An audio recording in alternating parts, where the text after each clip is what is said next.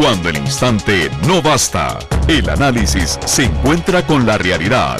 Esto es Minuto a Minuto, más allá de la noticia, por Radio Monumental.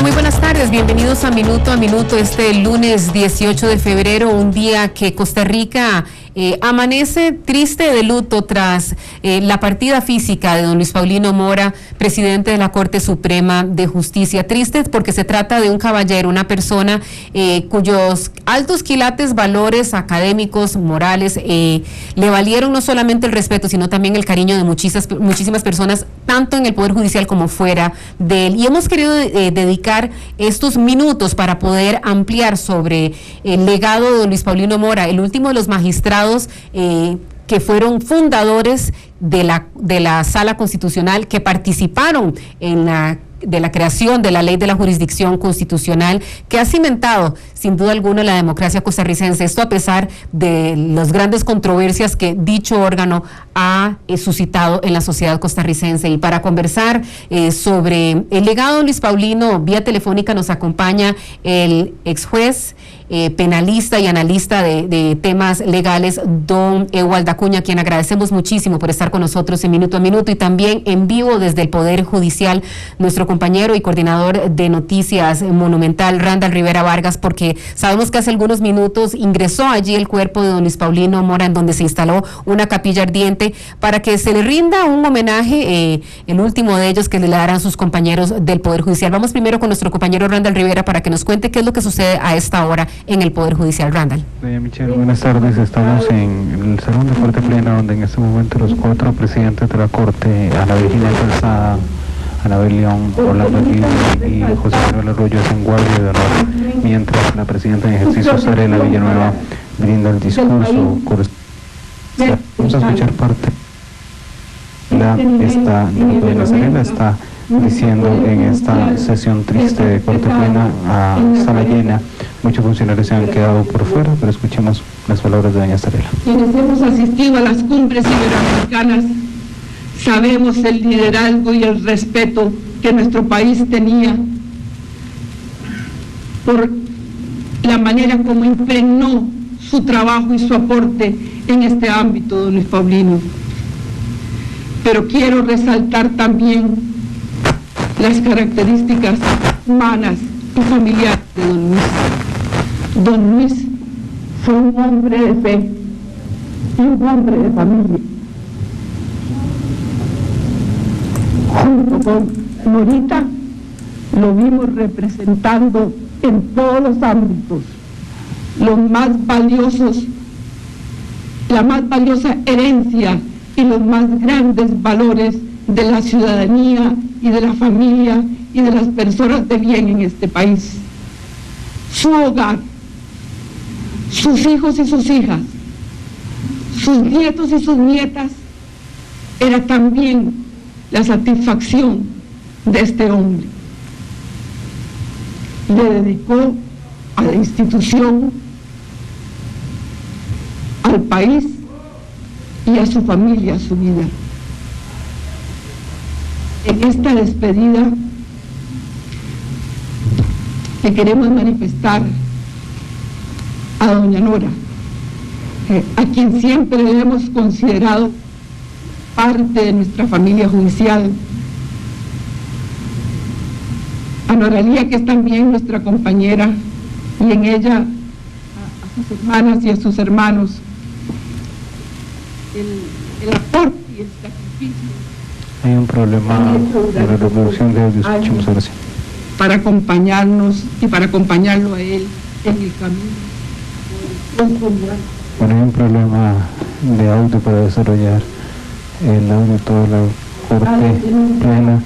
Le decía a doña Michelle que los cuatro presidentes de Corte, de la Sala de la Corte, están haciendo la guardia de honor Hay una fotografía de don Luis con un arreglo floral y una sala de corte plena completamente llena. Los jueces esperan todavía afuera con los funcionarios judiciales y se nos ha informado que es a partir de la 1 de la tarde en que dejarán entrar a los ciudadanos a dar el último adiós a don Luis Paulino aquí a la Capilla Ardiente. No sé si nos quedamos aquí un momento más escuchando este discurso. Randall, entendiendo perfectamente las limitaciones que hay por la solemnidad de este acto, pues no queremos tampoco interrumpir y obviamente guardando el respeto por esta despedida que le realizan los 21 magistrados, sus compañeros de la Corte Plena. Queremos ahora más bien analizar el legado de don Luis Paulino Mora de la mano de don Ewald Acuña, penalista, ex juez, quien conoció también a don Luis Paulino Mora. Don Ewald, buenas tardes, gracias por estar con nosotros. Y quizá comenzamos, don Ewald, por decir ¿qué se lleva don Luis Paulino Mora y qué deja él a la justicia costarricense? Hemos escuchado de boca de sus compañeros magistrados que era un amante de su familia, amante de la justicia costarricense, y para resguardarla, particularmente en el tema de la autonomía de la justicia costarricense, procuró, entre otras cosas, el financiamiento a nivel constitucional del Poder Judicial con el 6% del presupuesto nacional. Además, procuró, por supuesto, el fortalecimiento de distintos cuerpos legales como lo son la ley penal juvenil, entre otras. Pero cuéntenos, don Ewald, desde su perspectiva como especialista, ¿qué deja don Luis Paulino para la justicia y la democracia costarricense? Buenas tardes, doña Michelle, a Randall y a todos sus oyentes. Yo tuve la dicha de que tuve a don Luis Paulino como profesor de posgrado y entonces la relación fue más cercana todavía. Yo diría que esa faceta de don Luis Paulino es poco conocida, pero quienes tuvimos la ventaja de conocerla, entendemos el porqué de su forma de ser y de su forma de actuar constantemente. Don Luis Paulino, yo diría que se caracterizó por ser tremendamente congruente entre lo que enseñaba y lo que practicaba en la Corte. Una persona que hay que destacar que, en primer lugar, creo que es el único magistrado, por lo menos de 1970 hacia acá, que estuvo primero como magistrado de la Sala Penal de la Sala Tercera, donde renuncia para trasladarse al Ministerio de Justicia. El Ministerio de Justicia le da muchísima atención al tema penitenciario, pero además se ocupa de ayudar, de coadyuvar a don Fernando Coto, que era el redactor de la Ley de la Jurisdicción Constitucional, para que la Asamblea Legislativa la apruebe y se cree la Jurisdicción Constitucional y con ello la Sala Constitucional. Siendo un ministro, renuncia para postularse y luego ser electo como magistrado de la Sala Constitucional, donde permanece hasta el día de ayer en que fallece. Don Luis Paulino en la Sala Constitucional tuvo un aporte importantísimo al integrar el tema del derecho penal y desarrollar lo que él siempre enseñó, que era que el derecho penal es derecho constitucional aplicado. Y esa teoría la llevó a la práctica, lo vemos en sus sentencias constantemente y en los artículos y libros que escribió ya siendo magistrado de la Sala Constitucional. Posteriormente le toca asumir un reto complicadísimo, diría yo, que fue sustituir a don Edgar Cervantes cuando no es reelecto como presidente de la Corte y enfrentar tres temas, digamos, de suma importancia. El primero tenía que ver con el tema de la mora judicial, el atraso que se estaba presentando en los despachos, que se estaba convirtiendo en un problema que estaba sobrepasando la capacidad de la Corte. El segundo, el tema de la autonomía y con eso, entonces, la lucha que emprendió y donde logró convencer a los diputados de incrementar el porcentaje del presupuesto que le toca al Poder Judicial por disposición constitucional.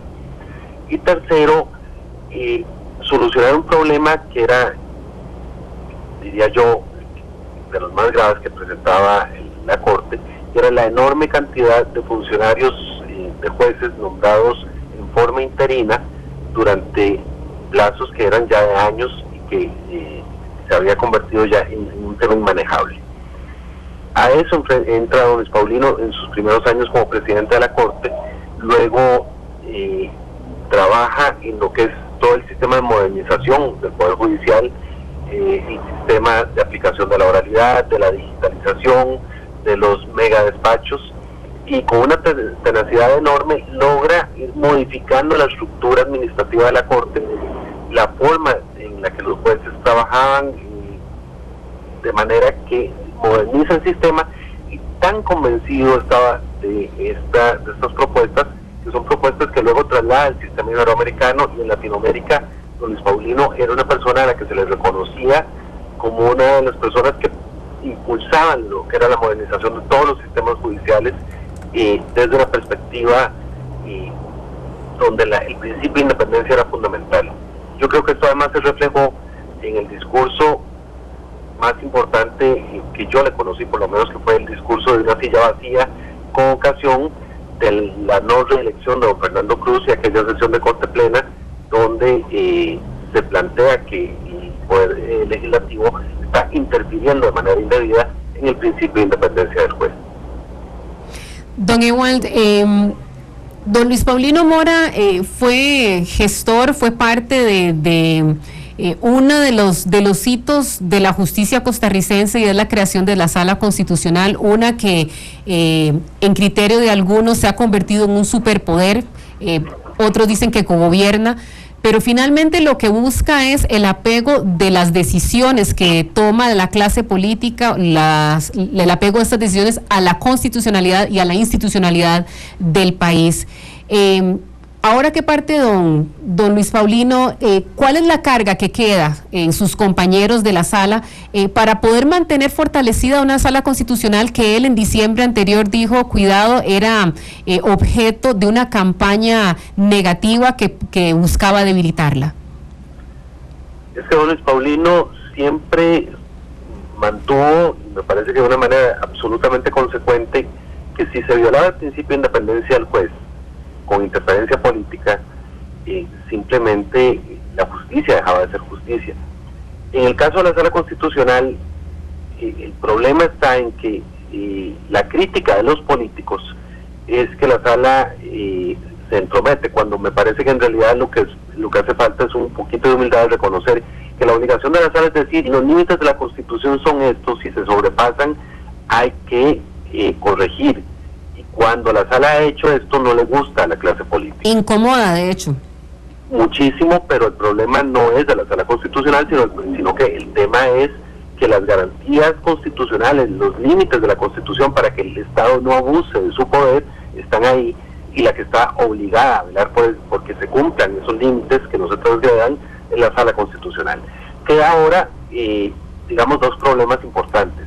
Uno, en el seno de la Corte como un todo, la Corte Plena, que es quien va a sustituir a don Luis Paulino en la presidencia, que es un puesto complicado, complejo, que requiere de muchísima capacidad de coordinación, de diálogo, de generar consensos, que no es fácil. Hay que recordar que en la última elección don Luis Paulino prácticamente fue sorprendido con su reelección, porque algunos que seguimos el tema de cerca interpretamos que fue la manera de evitar poner en evidencia una lucha de grupos de poder dentro de la Corte, que no es nada raro ni nada inconveniente, pero que se encontró que la manera de evitar, mientras se buscaba un consenso, era la reelección de don Luis Paulino. Ese tema la Corte lo va a tener que enfrentar ahora además con un punto ahí pendiente, que será cuánto tarde la Asamblea Legislativa en nombrar al sustituto o la sustituta de don Luis Paulino. En el tema de la Sala Constitucional, don Luis Paulino, desde que asumió la presidencia y logró que se reformara la Ley Orgánica del Poder Judicial para ajustarla a los tiempos, una de las reformas importantes es que el magistrado presidente de la Corte se separaba de las funciones normales de un magistrado y atendía solo, en el caso de don Luis Paulino, solo los temas de constitucionalidad, no había amparos ni habeas corpus. Creo que la Sala no hay razones, por lo menos que yo encuentre todavía suficientes, para que varíe la forma en la que ha venido trabajando.